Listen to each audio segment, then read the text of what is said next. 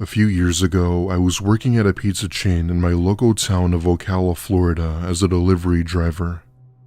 Those who are familiar with Central Florida will probably know what I'm talking about. Rolling hills, flatlands, springs, swamps, you name it, Ocala had it all. I was 25, but I made damn good money doing it as rural families were generally more wealthy than most. I had worked at many other places before, both local and chain, but I favored local businesses more. I'd also like to note that I'm a firm believer in God and thank Him till this day for saving my life.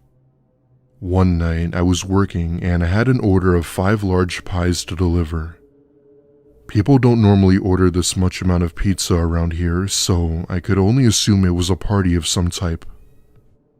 My boss wrote down the address for me, and it was on the more busier side of town. This made me feel comfortable, as I typically don't like delivering to rural homes far apart from each other. I'm still not sure why, but that's just how it was. That being said, I do the delivery and drove over to the address, which took me to an apartment complex in town. I had never seen this complex before, as I normally don't go over to the center of town, but I guess it was nice to do deliveries at different locations. I grab the order and go up to the apartment and knock on room 104. This will be important in the story later. I was greeted to a younger guy, I'd say a little younger than me, as well as another guy who appeared to be the same age. Order for Caleb? I said. Without even saying a word, one of the men takes the pizza from me while the other said in a very blunt voice as to how much it was. I tell them the total came out to be $60.83 and the two just look at each other in confusion. One of them spoke up, giving me the side eye as he said that that wasn't what he was told over the phone. "Oh, let me double check. Maybe I made a mistake," I said. Okay, so I obviously knew that this had to be the correct amount as my boss makes us triple check all details, so I knew I had this right. I read over the receipt just to be sure, and lo and behold, I was indeed correct. I show them the receipt for proof, and that's when I see one of them nervously looking around while the other is just staring at me. The very second I was about to say something, one of the men pulls out a gun and points it at my head. At that point, I couldn't even speak or begin to form a sentence for that matter. The kid with the gun says in this really raspy voice to hand him my wallet, keys, and phone or he won't hesitate to pull the trigger. I very nervously said okay and slowly reached into my pockets for all my belongings he requested and handed them to him. They then tell me to come inside slowly and to sit down on one of the chairs by the kitchen table. I comply and walk over to the kitchen where one of them sits me down and proceeds to tie my hands with duct tape. I was pretty much screwed at this point as I couldn't go anywhere as they had the keys to the company car and they sure as hell wouldn't give them back. One of the guys opens my phone and starts to go through it, deleting anything he could find. At one point, I see him land on a picture of my girlfriend, which shocked me to my core. Just a year ago, my girlfriend died in a fatal car crash, and I had photos of her on my phone to keep as memories. Hey, please don't delete those. They're the only thing I have left to remember my girlfriend. However, they didn't seem to care and actually ended up deleting them purely out of spite. I'll admit I got teared up a bit seeing them do that and didn't know what else to do other than to just sit there and watch. I remember sitting there just wondering as to what the hell these people were gonna do to me, and I almost threw up. All the while, I'm praying to God I make it out safe and to let me go from whatever this was. I'd say I kept asking them what they wanted from me several times before one of them just demands for me to shut up. Now, this is the part where things take an unexpected turn. As they were going through my phone while also counting the money in my wallet, we all hear the sound of a window crash in one of the rooms of their apartment. This noise obviously concerned them as they took off running to the room where they heard it. I hear one of them shout, "Who's there?" Had someone broken into their apartment? I thought to myself. What actually happened will leave you speechless. Right then, I knew that this was my chance to leave and start biting off the tape tighter on my hands, hoping to rip it off. Somehow I managed to do this and was set free within a few seconds as I was biting down pretty hard.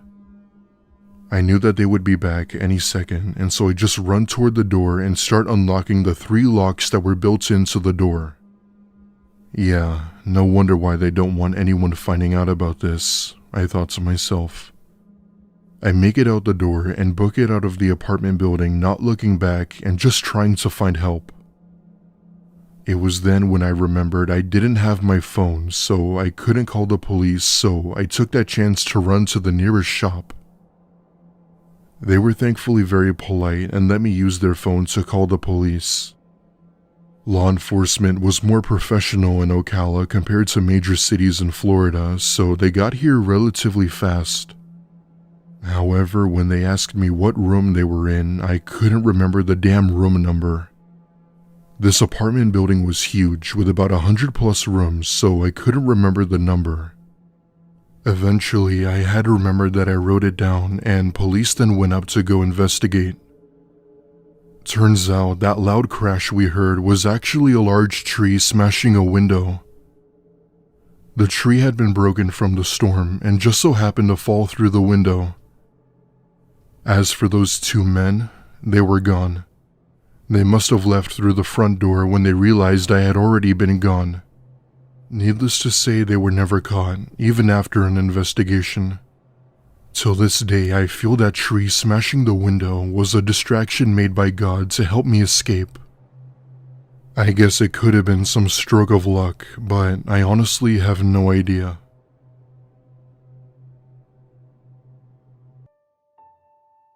I'm a male, currently 22 and in college going for my bachelor's. I have a part-time job at a hospital, but I also did DoorDash on the side to earn more money. This happened last week during one of my delivery trips, and it's by far the creepiest thing I've ever experienced in my 2+ years of DoorDash. I was out one night with my friend during the middle of the week looking for any orders we could take. Since it was 11 p.m. on a Tuesday night, there weren't many places open besides fast food. My friend had come along with me as I liked the company, and let's face it, driving alone sucks. Eventually, I get a few orders here and there until I got one that was a little ways away from my normal delivery radius. It was about a 25-minute drive, but at the end of the day, it meant more money in my pocket. Whoever it was ordered from a nearby McDonald's, which was expected at this time of night. That said, I retrieved the order, and before I knew it, we were already halfway to the destination. My GPS led us to one of those terrace homes that always seemed like one big townhouse that you would commonly see. The customer had noted that they wanted it handed to them, which I sort of hated if I'm being honest. Most people would prefer if it were left at the door, but I guess not everyone is the same. My friend and I grabbed the order and started heading toward the door. However, as we were getting ready to ring the doorbell, the door immediately opens where we were greeted to a younger-looking Asian man. He appeared to be in his late 20s or early 30s and was absolutely stoned. However, he was still stable and was able to make conversation with us, and he actually seemed pretty cool at first. He asked us how our night was, how old we were, and where we went to school. You know, casual small talk questions. Granted, he had somewhat of a small accent, but we could still understand what he was saying. After about a good 5 minutes of chatting, we hand him his order and he just puts it on the table next to him and says something we didn't expect. Still stoned out of his mind, he asks us if we'd be interested in having a beer with him. I look at my friend and he sort of just shrugs and says sure. Normally I'd say no, but seeing as to how chill this guy was, we didn't think anything of it. We walk into the house and he hands us each a cold beer and proceeds to start up an actual conversation with us, mostly about his life.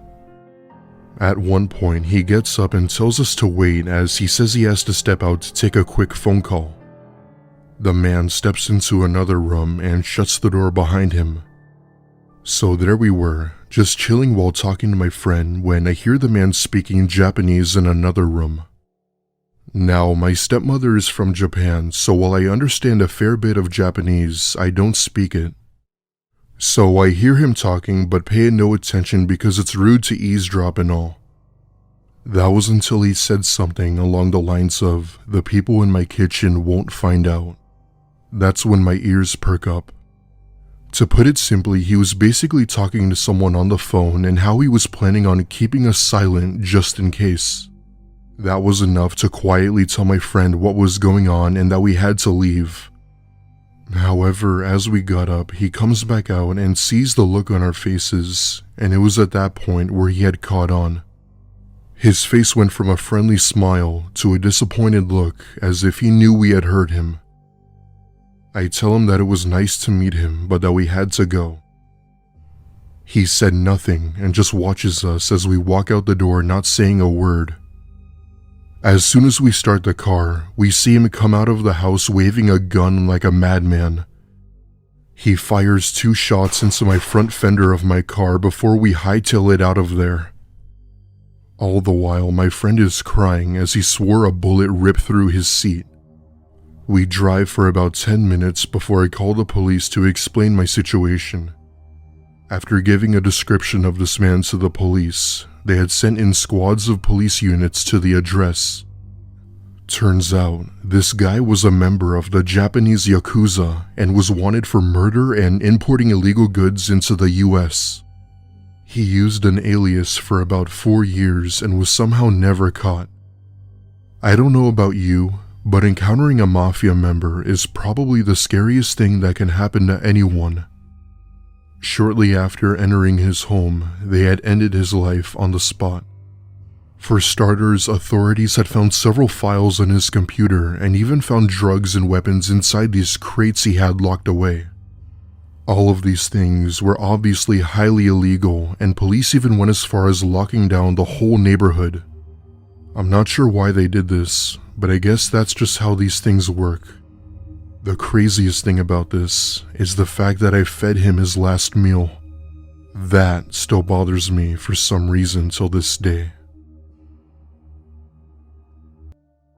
My name is Alex, and this happened just yesterday late last night with my girlfriend.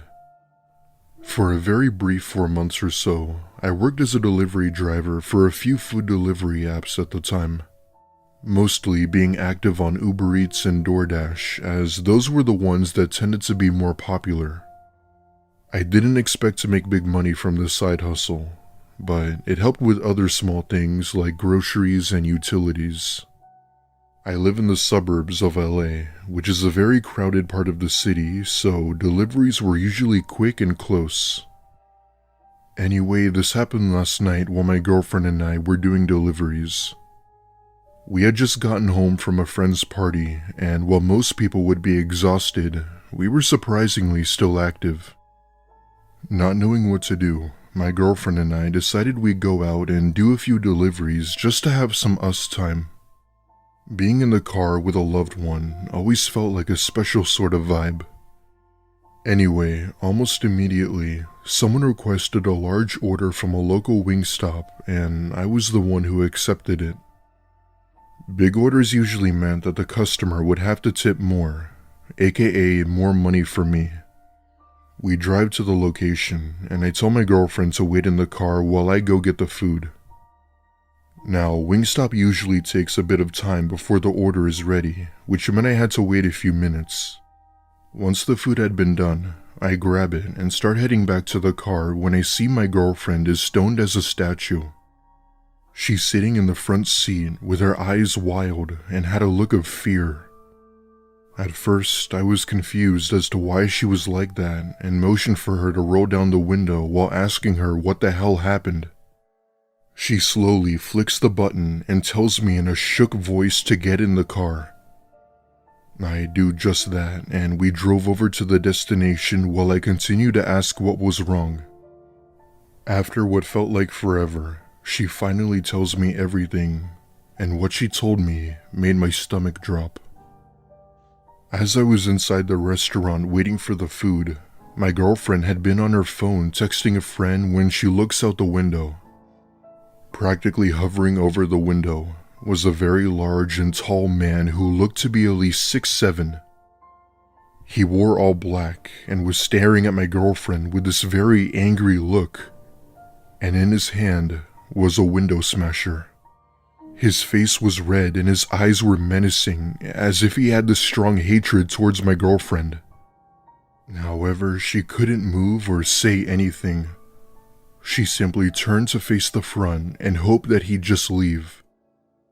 After about a decent minute, he thankfully did, and that was when I had come out of the restaurant. Now, there's no real way to say this without trying to brag, but my girlfriend is very pretty. Like, she's cute, and her looks would oftentimes attract a lot of faces.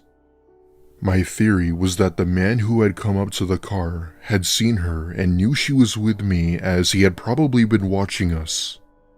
We didn't really bother calling the police, as there wasn't really something to be done about it.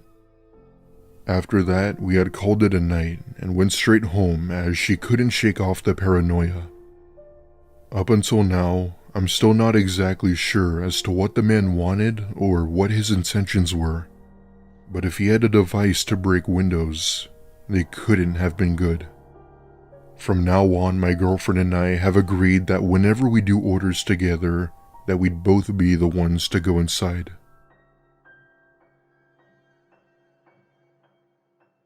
I'm a male, and I was around 8 or 9 when this happened. Obviously, I don't remember much since I was a kid, so I had recently asked my mom what she remembered about that day. My mom was taking my sister and I to see a movie. We had decided to stop at McDonald's to kill some time. A strange guy wearing a purple suit had followed us in and had sat at a nearby table without ordering anything. After we finished eating, I had got up to go clean up my retainer in the bathroom sink. The man followed me into the bathroom and then stood between me and the door. He asked me if I wanted a juice box. I said no, but he had told me that I needed to go out to his car with him so I could pick out the flavor. My parents had drilled into my head to never ever go with a stranger, so I immediately knew what was happening. I ran past him and out of the bathroom door into the lobby, then told my mom what had happened. He had followed me out and started coming towards us. My mom stood up and started making a big scene. She had loudly asked him why he was trying to get her son to go out to his car with him. He said that he was just trying to give me a juice box, and then hurriedly left and then got into his car and drove off. Luckily, there was a police car in the parking lot, so we had waved down a cop and told him what had happened. Unfortunately, the man in the purple suit was long gone by this point. I had forgotten most of what had happened before and after the incident, but I still vividly remember the terror I felt being alone in the bathroom with him blocking the door. It was only 10 to 20 seconds, but I'll never forget that uneasy feeling. I'm really grateful that my mom was such a rock star and that she knew how to make a scene to scare him off. I have no idea what would have happened to me had I actually gone out there with him. I'm a 17-year-old female, and I recently quit my job at a fast food chain after working there for almost 10 months. This story is part of the reason why I didn't want to stay much longer. I worked the drive-thru from 5 p.m. to 11 p.m. almost every weekend. Seeing regulars was not uncommon for me, and I would even memorize most of their orders and fill it out as soon as I heard their voice. Most were very polite and occasionally tipped, but on one particularly busy day, there was an unfamiliar, weary presence. I had just started my shift, so I was running food to the window. I had made eye contact with the man at the window in his car and immediately felt uneasy. I brushed it off because we were busy and I had work to do. Later on, once my manager set up my cash drawer, I took over drive-thru orders, payments, etc. There were lots of orders, so I wasn't paying special attention to specific voices or menu choices, but one had caught my attention. It was a low, hesitant voice asking for a sandwich. I give the man the total and he waits in line. He arrives at the window and it's the man from earlier. I assumed that he just forgot to order something. Now, his car was pretty low to the ground, so he had to extend his arm out to hand me his debit card. As he does this, he then mumbles something under his breath without even breaking eye contact with me. "I'm sorry, what was that?" I question him. "I said you're looking beautiful today." At this point, I'm super uncomfortable. Not only do I have a boyfriend, but I'm also underage, and I'm not interested at all. "Oh, thank you," I said nervously. I then handed him the bag of food and then quickly shut the window until he drove away. I half-heartedly complained about him to some coworkers, all male as we usually do with weird customers, but I still had a strange gut feeling. A little while later, when the average wait in our line was about 10 minutes, I hear a familiar voice over the mic asking for a cup of water. It was low but agitated and forceful. I saw his face through the windshield and walked away from the window so that my manager would take care of him. This happened a couple of more times that day, asking for straws and other free things. At that point, I was pretty sure that he was just trying to look at me. I was so frustrated with him and the rest of my workday that I went to the bathroom and just cried. I usually have pretty thick skin when it comes to this kind of stuff, but I was just so over it. The rest of the night went on and I didn't see him again. I thought that I'd probably never see him again. That is, until my very last shift at the store a few months later. We weren't very busy that evening, but it was much later in the day than the first encounter. I didn't recognize the voice, but I had immediately recognized his face and car. I just swallowed my pride and took his payment, trying not to make eye contact. I had called my manager and he said he would give the food out for me. As suspected, the man was back in the drive-thru not long afterwards for a cup of water. This time I knew better. I had sent a male coworker to the window to get it for him since I was busy anyway. Once given the water, the man had actually asked my coworker, "So, you guys close at 11 now, right?" I was so glad that I was getting picked up by my mom that night. I was constantly looking out the windows, just making sure that he wasn't out there waiting for me. Call me paranoid, but I listened to enough true crime to be overly cautious.